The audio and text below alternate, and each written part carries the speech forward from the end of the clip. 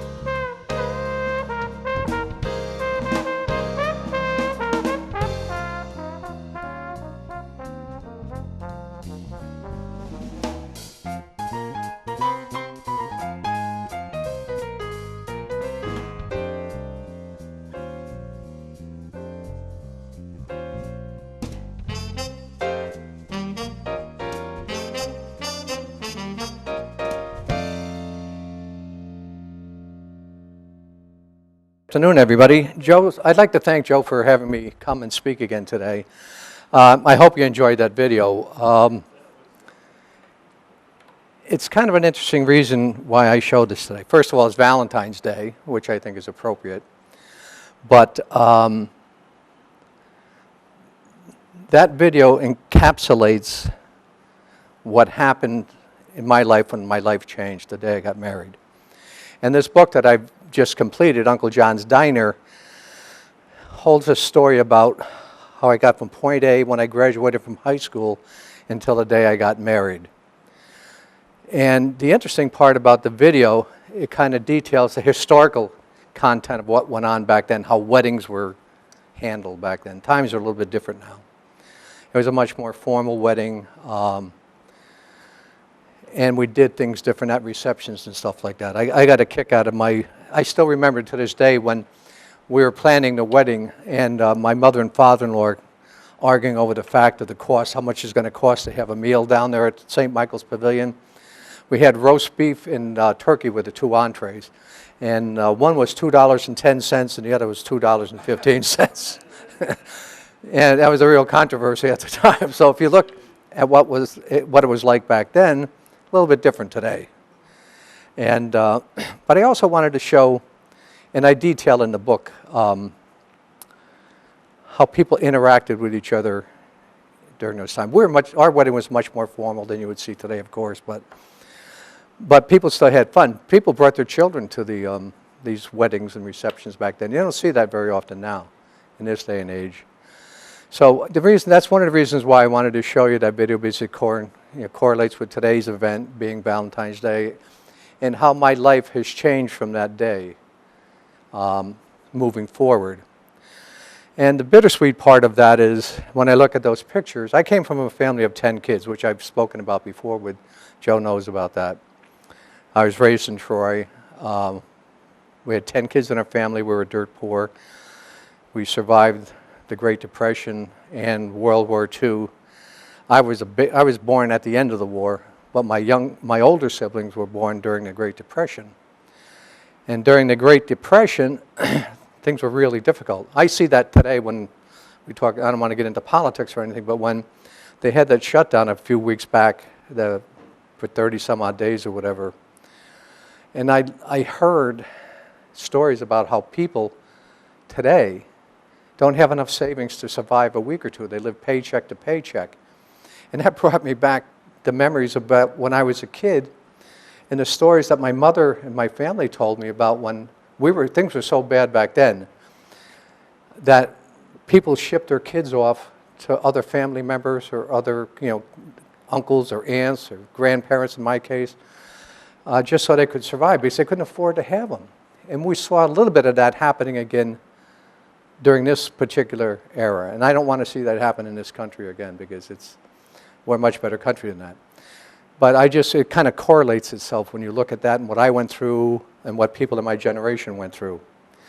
So the other thing that I remember most about this video, out of that entire group, I've lost, out of 10 kids, I have 2 sisters left. I'm the only surviving brother. I had 6 sisters and 3 brothers, and I have my 2 younger sisters that I survived, and we're still getting along okay. But it's kind of ironic, you have these large families, everything's great, you have big family reunions and all this kind of stuff. But the bad part about that, when you come from a large family, life happens, and you lose them, and so you have to deal with that as well.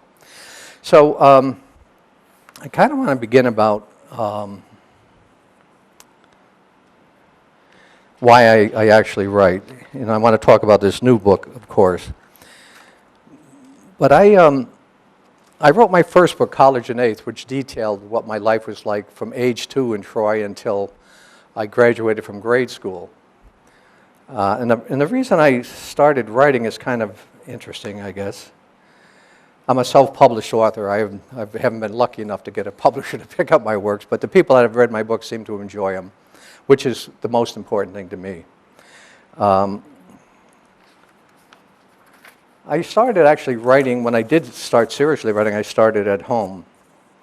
And because of distractions, the phone ringing and television and mailman coming and all that kind of stuff, I decided that I'd go out and do a little writing outside the house. So I would go to various places in Cohoes. For one, I went to a place called the Bread and Jam, which no longer exists, but I felt very comfortable writing there. I also wrote up at Borders, up in Clifton Park when they were open. And I was able to kind of put myself into a situation where I could block out everything that was going on around me. And all these memories that I had inside me started coming out, and I was able to write much more cogently there. When I decided to write College at 8, it really started way back in 1989. I worked for Ford Motor Company for over 20 years, and the plant closed. And one of my friends and his wife family moved to Florida. So we had a party at our house to celebrate their going and their retirement and everything. And I wasn't retiring, but he was able to retire at that age. But after that party, I remember the next morning sitting downstairs, and all of a sudden this vision of my mother came to my mind about when I was a little boy and how she struggled with all these kids, handling them. One of the saving graces for her was she loved to cook. She was a great cook. You had to be a great cook because we couldn't afford to buy any good food. We lived off of casseroles and things like that most of our life. But I remember her this one particular day sitting in the kitchen. I was in the other room, sequestered, peering over around the corner at her, and I saw her making my favorite meal, baked macaroni. But she was sitting there quietly. The kids were out. I was the only one home. And she seemed so relaxed. The sunlight was filtering through the window, and she was slicing up garlic. Her macaroni and cheese was the best ever, of course, in my opinion, but I'm a little biased. And she used to use like a whole bulb of garlic in it, saute it in butter or oil, make elbow macaroni, and then use pine cone tomatoes, crush them up and put them in little salt and pepper and all that garlic, all that great garlic, and then slices or chunks of cheese you would put it, and then cover it with cheese. But in any event, that particular day just stuck in my mind. So I wrote this little story about it, and I put it aside. This was way back in, when did we leave, 1989 or whatever. So I forgot it. I had it downstairs. So then when I retired, after the Ford plant closed, I got a job with New York State Department of Taxation and Finance. And I retired from there in 2006. I was of the age, as I told you, I lost a lot of my siblings.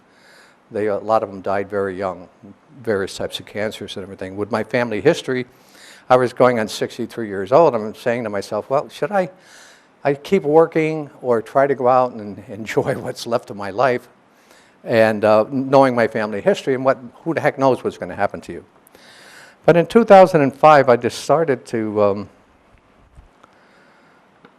write. I had all these stories stuck in my head about what it was like when I was a little kid growing up in Troy.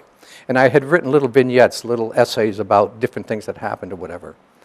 And I finally decided to put them together and try to write a book, maybe a memoir. And when I was working at the tax department, I'd write parts of this book, and I would bring it into some of my coworkers and have them read them, just to get their opinion. And I needed opinions because I was a novice, a total novice at writing. I wasn't professional. I didn't have a great history of learning the English language that well either. But I did enjoy writing. But they taught me some things. One of the things was that I was doing a lot of narrative in my writing up to that point. And there's one woman who was a real reader said to me that, I like what you're writing, but she said, well, there's hardly any dialogue in this story. I like dialogue. I said, okay. And I had a little dialogue, but nothing overbearing at that point in time. So I started reading about how to write and what's the right way to write and the wrong way and some things you should do. So I changed my writing style and I started writing dialogue, descriptive dialogue. But there's a danger in having too much dialogue as well. You've got to find a balance between dialogue and narrative and prose and things of that nature. So I was kind of self-taught during that whole process. So after I retired in 2006 is when I needed to have things to do to keep, because I worked for 40 some odd years and now I got all this spare time supposedly. So I wanted to keep myself busy, and that was one of the things that I did. I also became active in senior issues and things like that. I was also a grandfather, and I was babysitting my kids a lot. So I had to, dedicate a lot of time to them as well as my wife, household duties, all that kind of good stuff. But I started reading memoirs. The first serious memoir that I read actually was Angela's Ashes. And I wasn't a big reader at the time. I struggled through high school. I had to read all the stuff we had to read, same thing in college.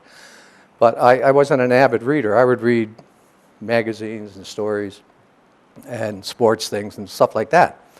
But I knew that Angela's Ashes was a critical book that I should read. So I read it, but I didn't like it at first. It was very dark and depressing, but it kind of mirrored what my life was like during the 40s and 50s. So I just put it aside and I said, that's too dark for me. But after I got involved in writing and researching how to write and everything, I took it out again and I read it from cover to cover. And I mean, he won the Pulitzer Prize, so it was a pretty good book. So I read it again and I fell in love with it. And I fell in love with it in the sense that I could relate to what he had written. Now, I'm a little bit older. I understood what my family went through. My father was similar to his. My father was, I hate to say this, but he was not a very good father to us kids. He was kind of a drunk and a womanizer, but he had issues over the years that may have contributed to that, to make him the way he was. And eventually he ended up leaving my mother alone with the remaining young kids that were in our family.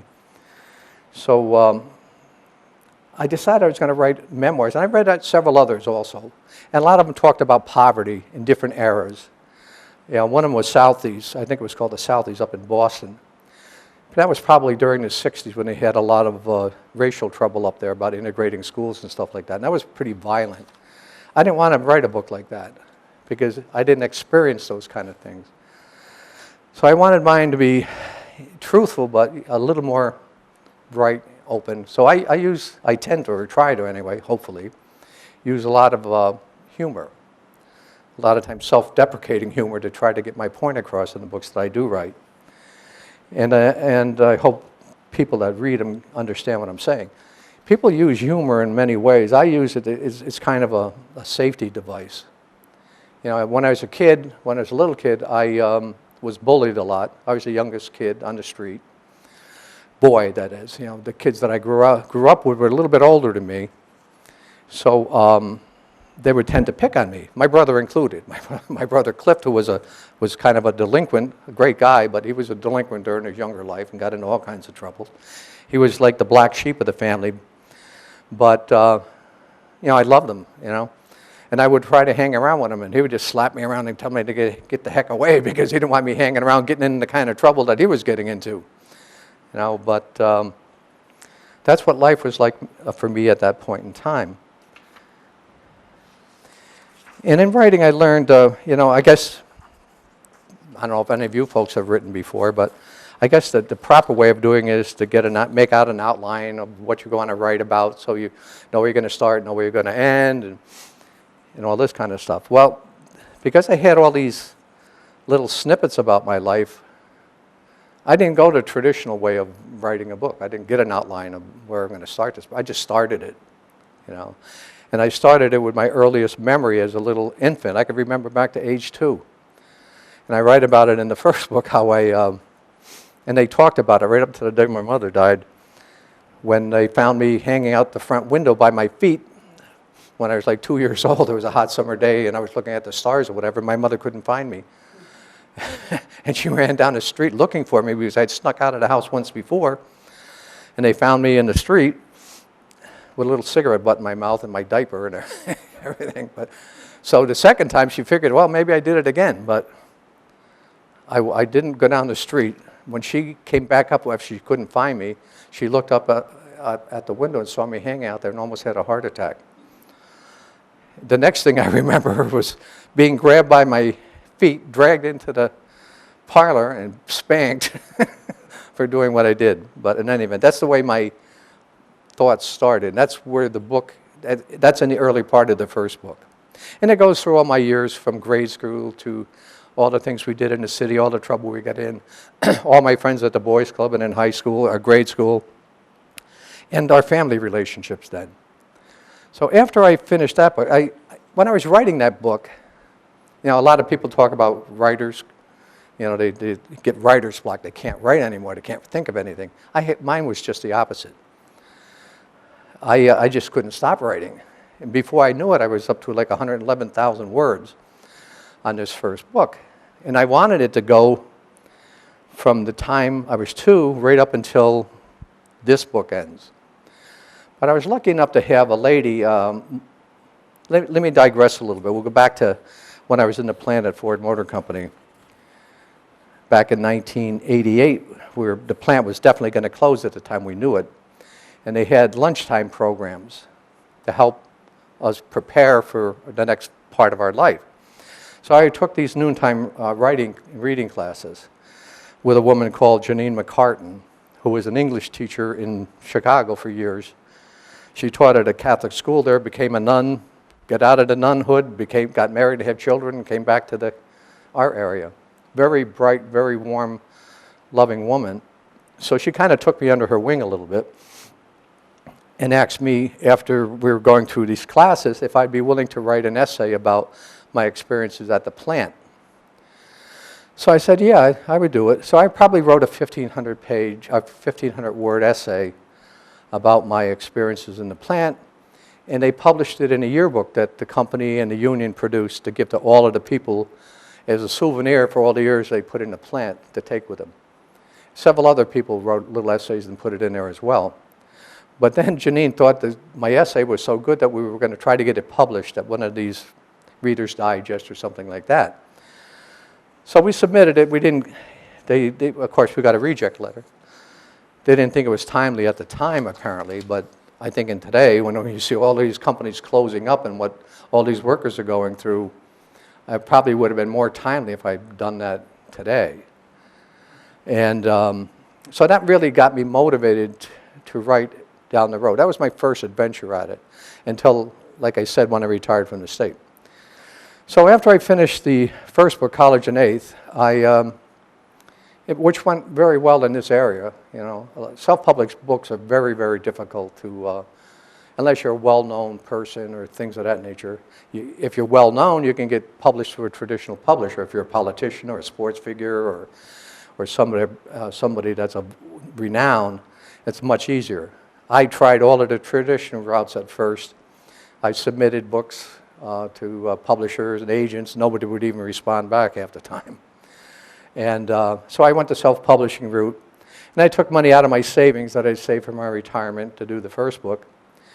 And it went over pretty well in the area. I probably sold about 500 or 600 books or so during it up until today probably. But what I was determined to do at that time, because I came from nothing, and the Troy Boys Club was very important in my life. It was like a safe haven for young kids. So what I opted to do at that time was to donate proceeds from any sales that I had, like on a sale like this today, and give that to the Boys Club. It's sort of giving back to what they gave to me. And that's what I enjoy. I don't make money on these books. Like I said, it's more of a hobby than a profession. So the important things to me are talking to people like you. You know, getting your input and your response and your feedback means more to me than money. Money, like I said, I came from nothing. We're doing okay now. My wife and I, we survive. We live okay. We're not rich, but I think it's important to give back to your community in some way if you can do that at all. And I know probably some of you people have done the same. So, so my next adventure after I did College in Eighth, which ran through grade school, was to do a book on, because the book had gotten so big, Janine and I finally decided we're going to make it a trilogy. We're going to do a 3-part series of books. because I didn't want I thought I did pretty well on my first book, but I wasn't giving the kind of detail that I wanted to do in my high school years. So I wanted to concentrate on that more. So I decided to do a separate book for that. And then that book goes from when I started high school till I graduated. And this book that I just completed begins when I graduated from high school. I had to go to work 3 weeks after I got out of school because we were still on welfare. And if I didn't go to work, and I was the only surviving male in the family, my mother could have lost her meager benefits, and we still had my young sisters at home that she was taking care of. So I got a job in the shirt factory in Cohoes, directly adjacent to Uncle John's Diner. And several people have asked me, well, is the book all about Uncle John's Diner? And I said, no, it's not about Uncle John's Diner. And I'll explain to you where I came up with that idea. After I'd written my second book, well, we're having kind of a tough winter this winter as well. But about 4 years ago, I was going to Uncle John's Diner to meet another writer who was going to buy my books. We help each other. This fellow named Randy Konifka is from Cohoes, actually. He's an alderman down there now. But he was going to finally, after pestering him for a year or so, he was going to come down and purchase a copy of the book. And I was going to meet him at Uncle John's Diner because he went there and I went there. But it was a bitter, bitter cold day that day. I remember it was a horrible ice storm, snowstorm. And I went into the diner and I'm sitting there waiting for him. I was a little bit early. So I'm waiting there, and then I'm looking at all these people in the diner. There are a cast of characters sitting at the tables and at the countertop, and I'm listening to their stories. And all of a sudden, I had this vision of this being Cheers, the TV show Cheers, but without the alcohol, you know. And these people were talking over each other. It was just amazing. So I was sitting there listening to him, waiting for Randy. And all of a sudden, this concept comes to my mind that everything becomes white noise at some point in time. All that talk becomes white noise. And my mind flashes back to another wintry scene where the book actually started in a snowstorm in Troy, my senior year in high school. So that's where the book starts, once my mind goes back to Troy, and it ends on the day I got married, hence this little video that you saw. I'm on my honeymoon in the book, and all of a sudden, I get a tap on the shoulder, and I'm back in Cohoes again at this wonderful diner. And everything else in between is the story what happened from 1962 until 1965, my adventures with my buddies. It's a coming-of-age book. My high school book was as well. So I always preface that to people because, oh, you're going to use all kinds of awful language or tell me horrible things about yourself. But it's a coming-of-age book. But it morphs into something bigger. Because during that period of time, I started growing up a little bit. It was during that time that I formed who I am as a person, my beliefs, my political beliefs, my moral beliefs. And it was a very, very important time. If you remember the 60s, coming out of the 50s when Eisenhower was president and everything seemed bright and John Kennedy got elected, we're going to go to the moon and all this kind of stuff, everything looked like we're really moving along. But all of a sudden, we had the Cuban Missile Crisis. We're right on the verge of having a nuclear war at the time. And then, sadly, John F. Kennedy gets assassinated. Then we lose Martin Luther King during that period, and others. So things change from a very bright future to a very grayish, dark future. But what I try to discuss in this book is how that affected each of these people that I work with in that shirt factory on a first-hand basis. It's a first-hand, nostalgic story about what we felt and what we did during that time. Giving all my foibles and all this kind of stuff as a young male, trying to become an adult, trying to sow his wild oats and all this kind of stuff. But I grew, you know. There's a saying that they have now, it's called woke, I guess, in the new vernacular, where you become aware of your feelings about race and other issues, moral issues and things of that nature. But that's when I developed who I am today. hopefully as a mature adult. And during the course of this book, I really tried to show what I struggled with internally and with my friends, or my relationship with my buddies changed during that period as well.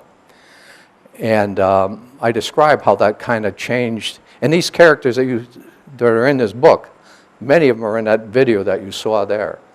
You know, the kids I went to high school with, my best man and my groomsmen, and they were integral parts of what I did during life and during that period. And it kind of describes what that is like. And I'm sure that a lot of you people went through similar things in your life. And you may be sitting there saying, "Oh, this guy is boring as heck," you know. But that's what memoirs are about. They're not biographies. They're what I, as an individual, remember in my life, and try to project to other people that may have gone through that era, and some that haven't lived through that era. It's also a kind of a historical thing for children of this generation to look back on and say, boy, things were a little bit different back then than they are now, but they're still the same in a lot of respects. In the fact of how they grow up. Now you see I got bullied a lot when I was a kid, even when I went to work. I had guys pick on me, but as I got older, I didn't tolerate it as much as I did back then. I would fight back, as opposed to be more submissive when I was a little kid. So it's important because you see this happening to kids today with multimedia, with Facebook and all these things, where kids get bullied online and have no way to protect themselves sometimes. And I think it's very important that we retain our history, because if we don't retain what happened in our lives, and history does this all the time, history can repeat.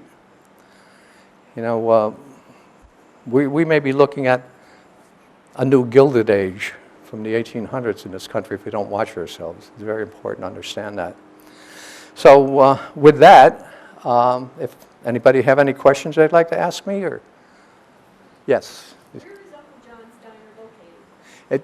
Uncle John's Diner is on Ontario Street in Cohoes, right near the corner of Remsen Street. There's a little Chinese restaurant next to it, and then there's a little marketplace right next to it. And the Troy District Shirt Company is adjacent to that. It's called the Ogden Mill Senior Center now. It was converted into a senior citizens housing development.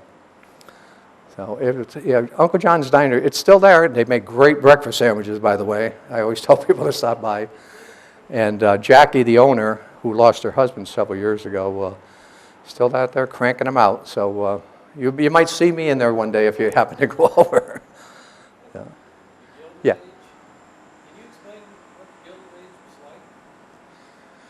Oh, the 1800s?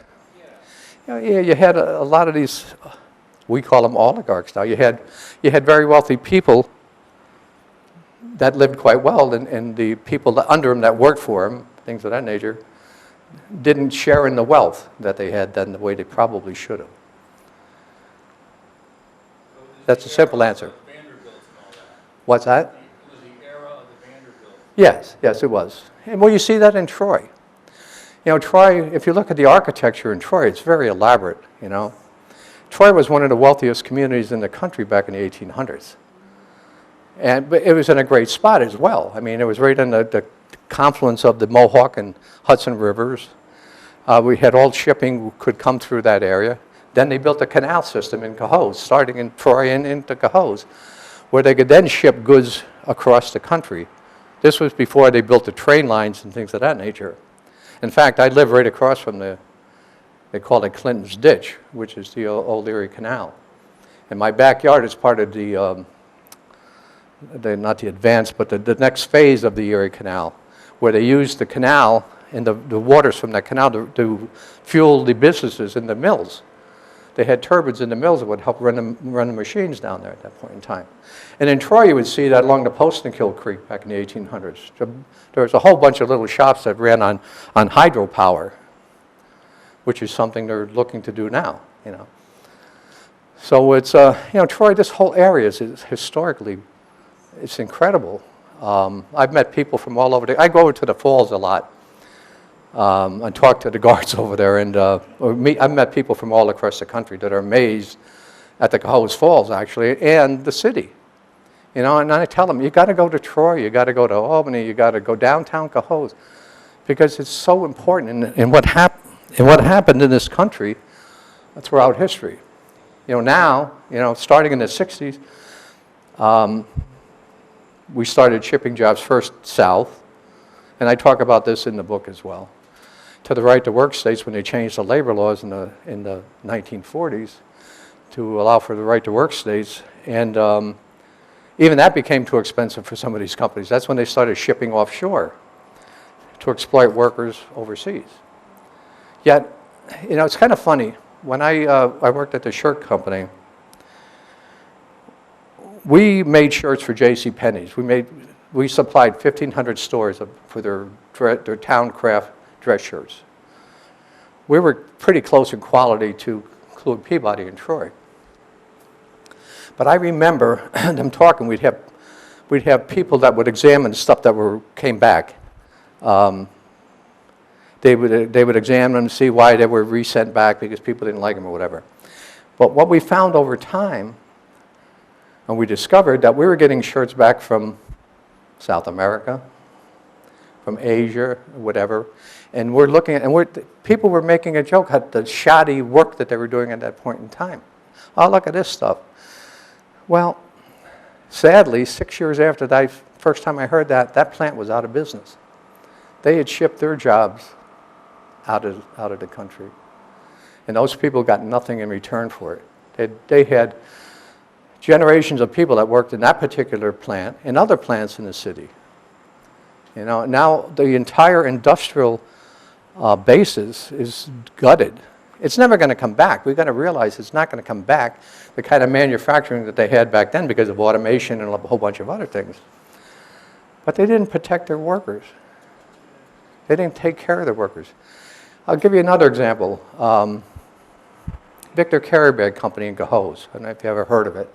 They used to make bags for J.C. Penney, Macy's, Hudson's, all of the major department stores in the country.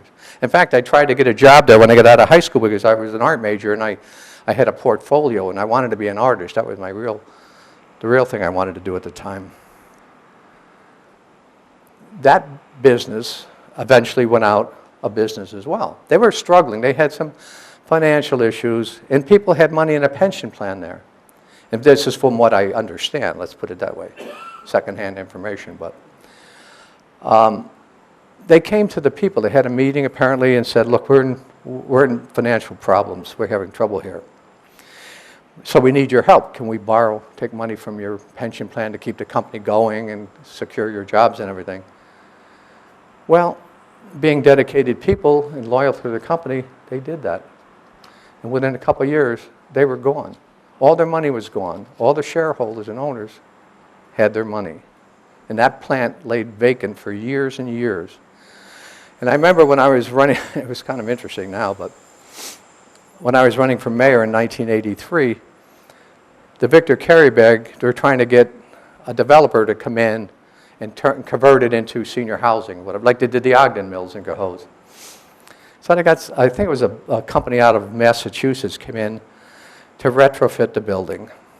They opened it up on great fanfare, all this kind of stuff. And what happened was, on Thanksgiving Eve, I don't know, this is probably 20 years ago, 25 years ago, they had to vacate the building because it was on the verge of collapsing. Because this company came in, retrofitted it for apartments, but never took care of what had to be taken care of. There was mold in that building that had been sitting there so it was rotting all the wood that was supporting that building. If those people that stayed there, that building potentially could have collapsed on them and killed them. So here we have now all these displaced people because of corporate stupidity as far as I'm concerned, and corporate greed. They cut corners or whatever and didn't do the proper thing, and all these people are out of a house, and now that building is gone. Now I think it's either CVS or it's a pharmacy located there now in Cohoes. Yeah. When you worked for Ford at Green Island? Yeah, I worked at Ford and Green Island. Closed.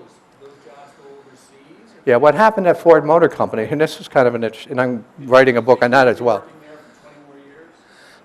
I could have, well, here's what happened. That plant in Green Island was one of the oldest ones in the system. Yeah, in the whole country. But it was one of the most productive, cost-effective companies in the system as well. But what was happening back in the 70s, you had the oil crisis. So everybody was concerned that the prices were going to be too high, so they decided to go to lighter cars. They came out with these smaller cars, and we made copper and brass radiators, which were heavier. All right, so they wanted to go to aluminum. That was the argument, supposedly. So we made, at the time, we made heater cores, we made leaf springs, and we made radiators, copper and brass radiators. And we tried like crazy to save that business, that building. They tried to talk the governor to come in to help Governor Cuomo to come in. He flew in a helicopter, which really turned me off at the time. And we raised money to do an advertising campaign for people to buy Ford. We had billboards all across the Capital District that we used our money, volunteered our money to do that, to try to save the company. But it wasn't to be saved. And part of the reason was of the fact that they wanted to go to lighter aluminum radiators, but they also built a plant in Mexico. They didn't have any environmental concern. Brand new plant outside of Brownsville, Texas. And they had people working down there that had shacks next to the plant where they lived, and they were making $2 a day. And at the time, we were making like $13 an hour at that time. They were paying them absolutely nothing. And we had people go down to set up their machinery and everything else down at that plant. And what that plant did, they didn't want to get rid of the heavy radiators, the truck radiators, the copper and brass radiators. They didn't want to deal with any environmental concerns. So they shipped all those down to Mexico, and they shipped the lighter ones to Michigan. And I had an opportunity to relocate, but my kids were in high school. And we didn't want to disrupt their lives if we could help it, so we didn't. So we bit the bullet. You know, we struggled for many years after then because I think the most I ever made at Ford Motor Company was like $30,000. That was with overtime and everything else. And but we decided to tough it out, and we did. My wife got a job. I was able to get my bachelor's degree. I got a job with the tax department. I wasn't making much money even there, but we were surviving, you know. I could have went to Michigan with the other guys and made a bucket load of money, I guess, but I would have been working in the same environment. I mean, we were exposed to all kinds of crap in the primary language in that plant back then. We had people that had lead poisoning that their fingernails would fall out. We had people that were impotent because of lead poisoning. And other things. We had people that developed all kinds of crazy cancers and stuff, which I still worry about today. So, and ironically, that plant, after they decided to close it, we tried everything. We couldn't save it. We even developed a radiator, copper and brass radiator, that was lighter than the aluminum, our engineers did, and more efficient. But they didn't want that because that wasn't the reason that they were shipping those jobs out. They knew it. And then that plant finally, when they closed the plant, it was deemed a toxic waste site. All right? A year or so prior to that plant closing, we had a place in the back of the plant, we called it Black Lake, where the lift truck operators have to bring out paints and solvents and dump it out in this thing right next to the river. And I remember I was supervisor there once, and I took a walk out in the back. I'd never been out there before. And it was like being on another planet. Everything was still, there were weird-looking bugs floating around, and the trees were black up to about this high. With all this stuff, it was like glass, black glass out there with all this stuff that they had dumped out there. So prior to them closing the plant, under the cover of darkness, they were shipping these flatbed trucks, covered trucks, and they would excavate that stuff and put it in these trucks and bring it out to a waste site out in Michigan. This went on for a year, or over a year probably. So finally, the plant's going to close, and this is kind of ironic too. After telling you all the exposure that we had to all these chemicals, they were starting to break down all the equipment. And I remember, I was still working there at that time, but these ovens, we used to have, they call them expansion ovens, where these radiators would go through, they heat them up to a certain temperature to expand the cores and seal them. And they would have guys go in there on the weekends to chisel out, without any respirators or nothing, chisel out all this excess lead out of these ovens and haul it away. Well, when they were going to close the plant down, they brought in a company to dismantle this stuff. So they all come in, they get the whole area marked off with crime tape, we called it, yellow tape, the marking off where these ovens were. And they started dismantling this equipment. They all come in with gloves, respirators, hats, and all the guys that used to work there standing by smoking their cigarettes saying, something is wrong with this picture here. They're coming in, taking this plant apart, and we've been exposed to this stuff for 30 years. It was just amazing. And then ironically, and this is a true story too, from my understanding, Ford sold that plant to Green Island for $1. And they had an agreement that they had to clean it up over time. And the last thing I heard a couple of years ago was they get about a vial about this high pumped out of the ground that complies with what they were supposed to do on a constant basis. They didn't go in and truly clean it out at the end the way it should be. I mean, they tried to get other businesses to come in there. Nobody's relocated at that plant since it's been torn down. But I can't blame them. You know, who wants to build housing, whether it be senior housing or 55-old communities down by the river with all this stuff sitting underneath you? Who the heck knows what's going to happen to you down the road? So, but this is a kind of a story. Not just, I don't mean to pick on Ford Motor and Green Island and all that kind of stuff. This happens all across the country. And people just accept that at this point. These companies, I'm sad to say, a lot of these companies don't care, you know. And that's where things have got to change at some point in time. We've got to get out of this era of, now there used to be a three-legged stool, they called it, back in the 60s. And they have this European model as well, where a company would respect the unions, first of all, and they would respect their shareholders, and they respect the company itself. And they would all share in the wealth. There was a three-legged stool. We paid you decent money, you provide a good product for us, and we can provide money to our shareholders. We'll give you a retirement system, we'll give you health care. Well, guess what happened? One of those legs fell off back in the 70s. The leg that dealt with the workers and the unions fell off. They became more concerned about money, the short-term interest of these shareholders, the big, not the average guy that has a 401k like you or I may have, these wealthy shareholders. All that money went, that's what they were determined to do. And they changed the whole political system in this country to do it. From the grassroots up, from the local school boards to the town councils to the state legislatures across this country. That's why you see so many of these, they call them red states, I guess, try to get right-to-work laws. I guess one was just knocked out in Colorado or someplace they tried to do that. But in any event, that's why things have changed over years.